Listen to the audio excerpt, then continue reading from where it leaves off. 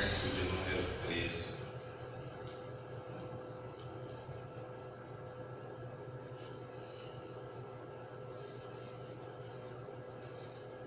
Agradeço a Deus também pela oportunidade, pastor Pérez, pela confiança, fazendo menção da palavra.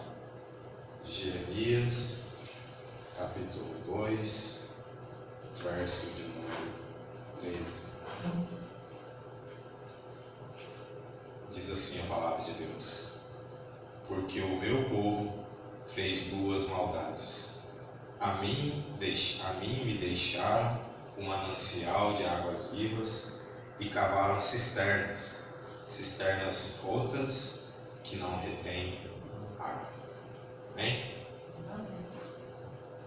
Irmãos, confesso para os irmãos que o pastor me convidou para trazer a mensagem no meio da semana, e eu ouvi uma mensagem aqui, não para a glória do pastor, mas foi uma das mensagens que mais marcaram a minha vida no período em que eu me converti.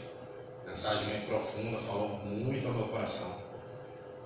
E o pastor terminou a mensagem fazendo a seguinte pergunta: o que é que tem em nós que nos atrapalha de dar mais frutos?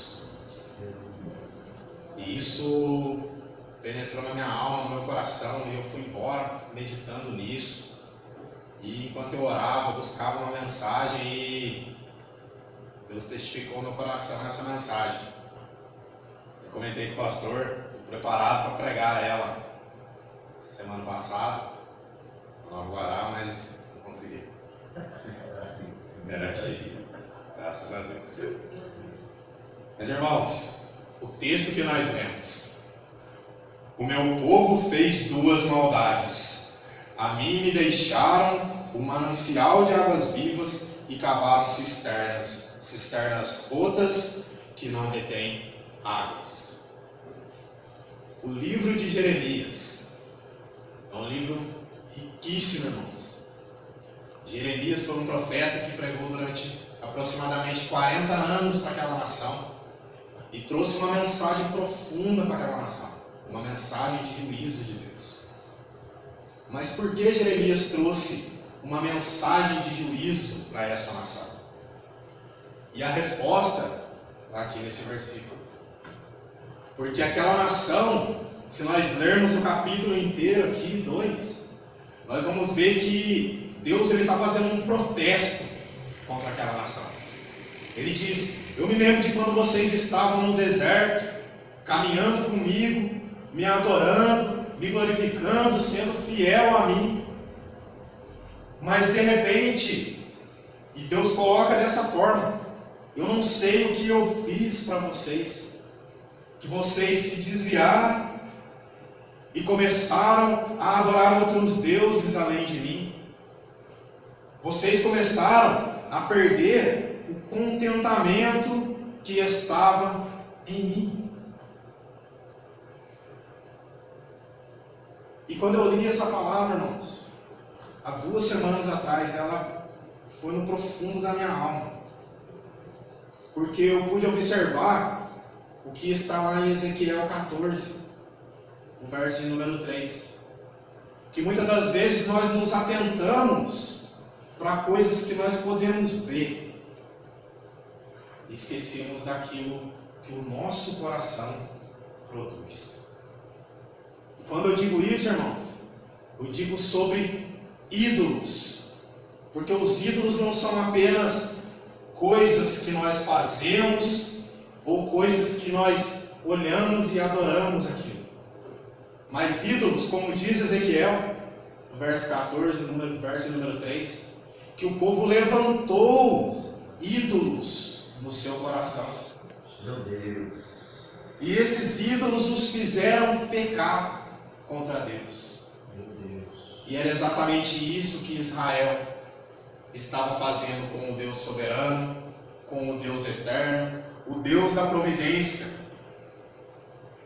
E eu faço uma pergunta para nós hoje: será que nós também não estamos tomando um caminho parecido com a nação de Israel? Será que nós, no nosso caminhar, durante esse deserto, durante esse período, nós já vemos grandes coisas que o Senhor tem feito na nossa vida, grandes livramentos como viu aquela nação, mas mesmo assim, talvez pelo cansaço, ou talvez até mesmo por um período de fraqueza nossa, nós não estamos abandonando o Deus verdadeiro, o manancial de águas vivas, e buscando satisfação, contentamento, ou o que quer que seja, em cisternas rachadas. Mas o que é que causa esse descontentamento no nosso coração? Como é que pode, quando eu fiquei olhando para esse texto, eu falei, meu Deus, como que pode nós nos esquecermos de tudo que o Senhor fez para nós e começar a buscar alegria em outras coisas, começar a buscar a satisfação, o interesse em outras coisas que não seja o nosso Deus? E para nós entendermos por que isso acontece, nós precisamos voltar lá no início, na criação de todas as coisas. Deus criou todas as coisas e junto com essas coisas fez o homem. E Ele criou o homem para adorá-lo. Percebam, os irmãos, que o homem todos os dias, na viração do dia, ele tinha um encontro com Deus. Meu Deus. E ele ia diante desse Deus e ele se satisfazia simplesmente com a presença desse Deus. Nós não vemos Adão reclamando de nada. A Bíblia não relata, ele tinha plena satisfação no Deus verdadeiro. E Adão servia esse Deus com zelo. Adão deu nome aos animais. Adão cultivava o jardim. E isso não era um peso para Adão, porque Adão tinha prazer em servir a esse Deus, porque ele havia sido criado para isso. E eu acho interessante que o conceito de adoração, a palavra adorar, muitas das vezes nós olhamos e rapidamente vem nas nossas mentes o cantar, o engrandecer ao nosso Deus. E isso também é uma forma de adoração. Mas a adoração ela vai muito mais além do que isso. Porque a adoração, basicamente, ela é o quê? Amar algo intensamente. Quando nós amamos algo de forma intensa, nós adoramos aquilo. E Adão amava a Deus de forma intensa. Por isso é que ele adorava a Deus. Mas Deus criou Adão também para que ele tivesse uma liberdade. No jardim do Éden, Adão tinha um livre-arbítrio. Ele podia fazer aquilo que o coração dele desejava. Mas qual a diferença de Adão para nós hoje? Não havia uma inclinação no coração de Adão. Não havia o pecado. E Deus deu esse livre-arbítrio para Adão, para que Adão fizesse aquilo que fosse propício a ele. Mas Deus também criou Adão para ter comunhão. Como eu disse, todos os dias na viração do dia, Adão ia e se comunicava com Deus. Ele conversava com o Deus soberano. Havia um relacionamento entre Adão e Deus. E como consequência disso, havia em Adão uma satisfação plena no Deus Todo-Poderoso. Aleluia. Adão não necessitava de Eva para se alegrar em Deus. Adão não necessitava de coisa alguma, porque Deus era a alegria daquele homem. Mas isso foi perdido. Adão perdeu essa satisfação, essa comunhão com Deus, graças a um mísero ato. Quando Satanás chega até Eva e oferece para Eva um fruto, e ele usa algo muito interessante para atrair Eva. Ele usa da concupiscência dos olhos, a concupiscência da carne e a soberba, para que Eva pudesse cair. Mas deixa eu explicar melhor para os irmãos entenderem. Ele chega para Eva e diz assim: Eva, está vendo essa árvore? Como ela é linda, como ela é vistosa, olha o fruto dela. E eu creio que Eva nunca havia olhado para essa árvore dessa forma. Mas Satanás começa a cobiçar os olhos de Eva. E quando Eva olha aqueles frutos, a carne de Eva pede. Eva já naquele momento começa a desejar comer aquele fruto. E Satanás não se contenta com isso. E ele fala assim: come, e certamente você conhecerá o bem e o mal. Satanás já começa a colocar no coração de Eva e Adão, que estava ali ao lado de Eva, o desejo de ser algo que eles não eram. E ele continua dizendo para Eva e Adão, diz assim: ei, se vocês comerem desse fruto, vocês não somente terão o conhecimento do bem e do mal, mas vocês poderão ser igual a Deus. Então Satanás coloca no coração daqueles dois o desejo não somente de ser, como também o desejo de ter algo, de ser igual a Deus e de ter o conhecimento de Deus. E eles caem. E essa comunhão é desfeita. O homem é separado, é destituído da graça de Deus.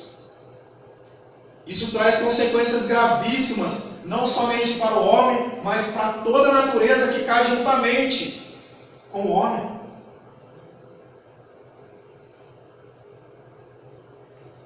Mas, irmão, o que isso tem a ver com o que o irmão leu aqui hoje?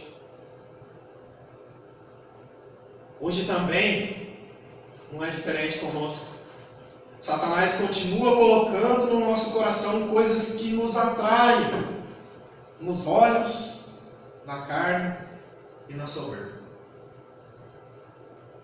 E nós vamos perdendo com o tempo a satisfação no Deus verdadeiro. E nós começamos a buscar em coisas e em pessoas aquilo que nós só podemos ter em Deus.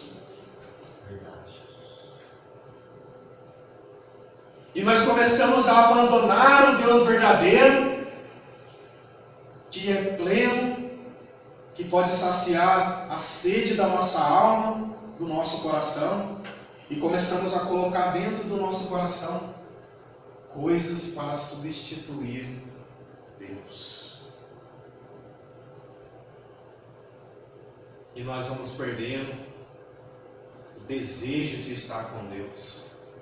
Nós vamos perdendo o gozo, a alegria, o deleite no Deus verdadeiro. Porque o nosso coração, ele vai se tornando uma fábrica de ídolos.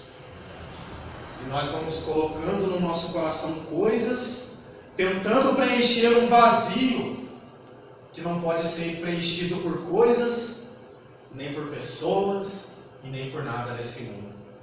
Somente no Deus verdadeiro. Mas, irmão, o que o irmão está falando aí pode ser, mas como que eu sei se eu estou substituindo Deus no meu coração por ídolos, por pessoas ou por coisas, como dinheiro, como um cargo na empresa? É quando eu olho para essa coisa E eu digo assim, eu não posso viver sem isso. Se você tirar isso da minha vida, eu perco o sentido de viver. Deixa eu fazer uma pergunta para os irmãos. Os irmãos não precisam responder. O que é que se eu tirar hoje da minha vida, ou se os irmãos tirarem hoje da vida dos irmãos, os irmãos não podem mais viver sem isso? É Deus. A nossa primícia. Será que é Deus que tem ocupado todo o espaço do nosso coração? Ou nós temos gerado ídolos dentro do nosso coração, que tem ocupado o espaço que é único e exclusivo do Deus eterno? O que eu gostaria é que nós olhássemos para esse contexto de Israel, que havia se perdido ao longo da caminhada, mas Deus soberano e eterno, e bondoso e grandioso como é, enviou uma aflição diante daquele povo, para que o povo pudesse voltar para os caminhos do Senhor. Se os irmãos estiverem com a sua Bíblia, abra comigo, por favor, em João, capítulo de número 4.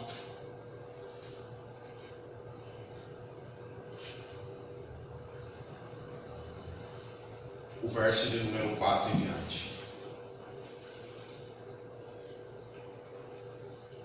A Bíblia vai dizer assim: e era necessário passar por Samaria. Foi, pois, a uma cidade de Samaria chamada Sicar, junto da herdade de Jacó, que tinha dado a seu filho José. A terra, que era uma terra, um sítio. E ali estava a fonte de Jacó, junto, pois, cansado do caminho, sentou-se assim junto à fonte. E era isso quase a hora sexta. E veio uma mulher de Samaria tirar água, e disse-lhe Jesus: dá-me de beber, porque os seus discípulos tinham ido à cidade comprar comida. E disse-lhe, pois, a mulher samaritana: como sendo tu judeu, pede-me de beber, que sou mulher samaritana, porque os judeus não se comunicam com os samaritanos. Jesus respondeu e disse: se tu conheceras o dom de Deus, e quem é o que te diz, dar-me de beber, tu me pedirias, e eu lhe daria a água da vida.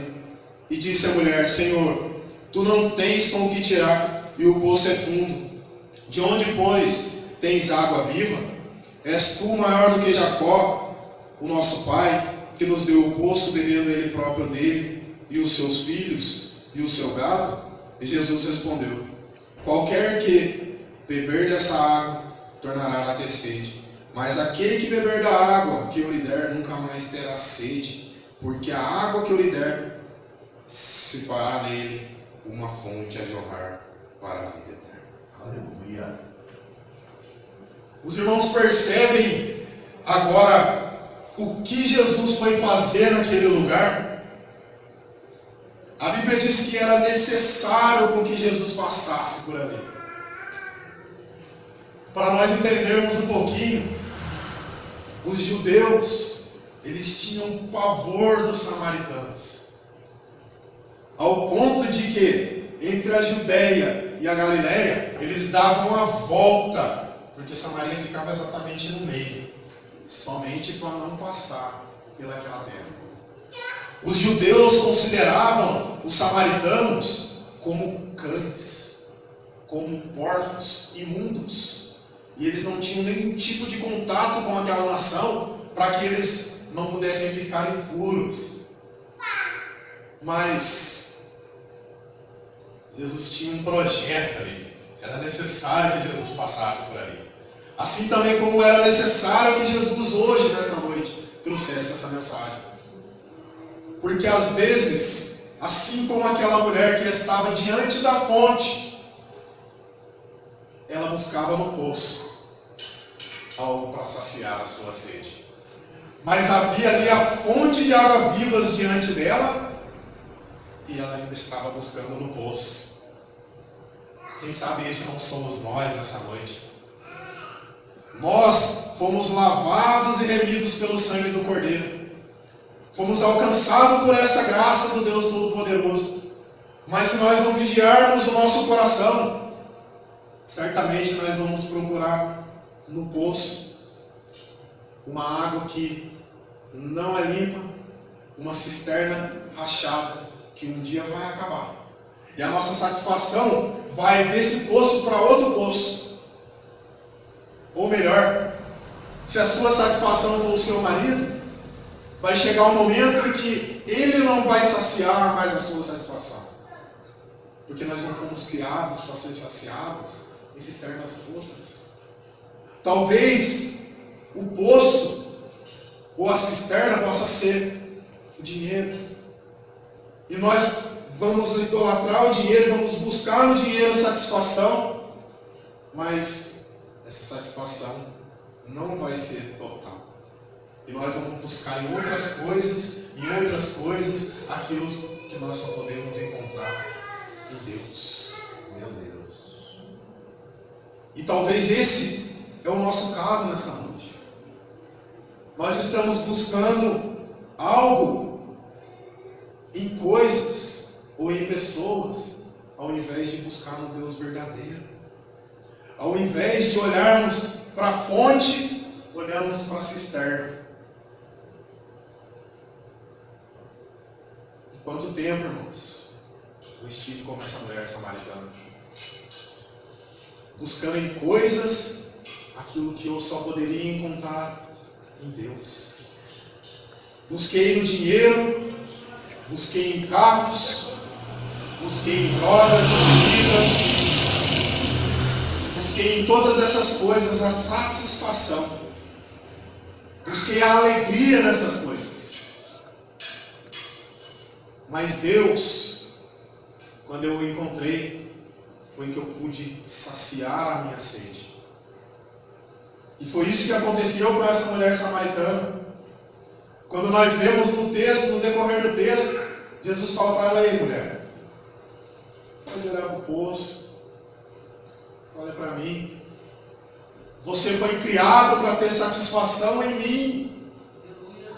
Mas aquela mulher não consegue entender a mensagem que Deus, ou Cristo, está trazendo a ela. E Jesus vai além, fala assim, quando ela fala assim: Senhor, me dá dessa água. Jesus fala assim para ela assim: claro, mas antes, traz o seu marido. A mensagem que Jesus estava dando para essa mulher é que não tem como nós reconhecermos aquilo que nós temos buscado satisfação sem nós primeiro identificarmos o que é essa satisfação. Jesus fala para aquela mulher: ei, mulher, em outras palavras, traz o seu pecado diante de mim. Traz diante de mim aquilo que tem te impedido de beber dessa água que eu te ofereço. E Jesus queria mostrar para aquela mulher, primeiramente, assim como ela quer mostrar para nós hoje, aonde está o nosso coração. Porque a Bíblia diz que aonde está o nosso coração, aí está o nosso tesouro. Então nós precisamos, primeiramente, nessa noite, identificar aonde está o nosso coração. Aonde está o nosso tesouro? Aonde nós temos depositado a nossa confiança? Aquela mulher havia buscado, o texto diz, não somente nesse marido, mas em outros maridos. É o que Jesus diz para ela: já tiveste 5, e o que tens agora não é seu. Aonde será que nós temos buscado a nossa alegria, o nosso deleite? Será que nós podemos dizer, como o salmista diz no Salmo 23, o Senhor é o meu pastor, e de nada eu tenho falta? Será que nós podemos hoje declarar a Deus e falar assim: Senhor, o Senhor é o meu pastor, e eu não preciso de nada que não seja o Senhor. O Senhor é suficiente para mim. E eu sou grato ao Senhor por tudo aquilo que o Senhor tem me dado. Será que nós podemos declarar isso nessa noite? Meu Deus. E é isso que o escritor deixa para nós lá em Jeremias 2. Ei, nação, vocês estão me abandonando. E estão buscando em cisternas rotas, ou seja, em coisas que não podem suprir a necessidade que há no seu coração. Voltem-se para mim. Esse é o apelo que Deus está fazendo para aquela nação. E é esse o apelo que Deus faz para essa mulher. Ei, abandona aquilo que te impede de vir até mim. Mas, irmão, eu já identifiquei o meu ídolo. O que eu faço? Como eu disse, ou como o texto diz, abandona ele. Aleluia. Malaquias capítulo 3, verso 7, ele diz assim: torna-te a mim e eu me tornarei a vós. Aleluia. Nós compreendemos, irmãos, que a salvação é um ato soberano de nosso Deus. A Bíblia deixa muito clara isso. Mas Deus não nos isenta da nossa responsabilidade. Talvez Deus hoje esteja batendo no nosso coração, para que haja um arrependimento. Mas nós precisamos, como diz Filipenses, operar a nossa salvação com temor e tremor diante de nosso Deus. Aleluia. Nós precisamos voltar a Deus. Ou como essa mulher fez, precisamos ter um encontro com esse Deus, para que o nosso coração seja satisfeito, seja mudado, seja transformado. Mas no que consiste o convertei-vos a mim? O que significa a palavra conversão? Quando nós estamos no trânsito, tem uma plaquinha assim, ó, conversão a 200 metros. Ou seja, é você estar indo numa direção e voltar na outra. Talvez nós estamos caminhando para uma direção, como aquela nação de Israel, caminhando para um caminho de idolatria, um caminho que nos leva totalmente fora da direção desse Deus. E nós precisamos nos converter, ou seja, voltar de novo para a direção. Verdade. Deixar de seguir aquele caminho errado e voltar a trilhar o caminho certo. Mas, irmãos, depois que nós identificamos os ídolos, nós precisamos observar o que? E buscar o que? A plena convicção de Deus. Somente Ele, Aleluia. pode trazer satisfação ao nosso coração. Verdade, Jesus. Nós precisamos declarar, como salmista no Salmo 34, o Senhor é o meu deleite. Ou também como salmista no Salmo 19, se a lei do Senhor não for toda a nossa alegria. Ou como Paulo diz em Filipenses, alegrai-vos no Senhor. Outra vez vos digo, alegrai-vos. Nós precisamos parar de buscar a alegria nas coisas e nas pessoas e voltar a buscar o Deus verdadeiro. Aleluia. O deleite desse Deus. Precisamos voltar a nos saciar. Assim como ele diz no início do texto que nós lemos em Jeremias 2, Lembra-te do início da tua conversão. Quando você buscava a Deus com fervor e buscava somente em Deus toda a satisfação do coração. Não importava o que acontecesse conosco. Nós lutávamos, buscávamos de todo o coração, de todo o entendimento, mesmo que com pouca sabedoria. Mas buscava a Deus. Muito zelo e pouco entendimento, porque tinha zelo de... Buscávamos com fervor. E nós não podemos perder esse primeiro amor.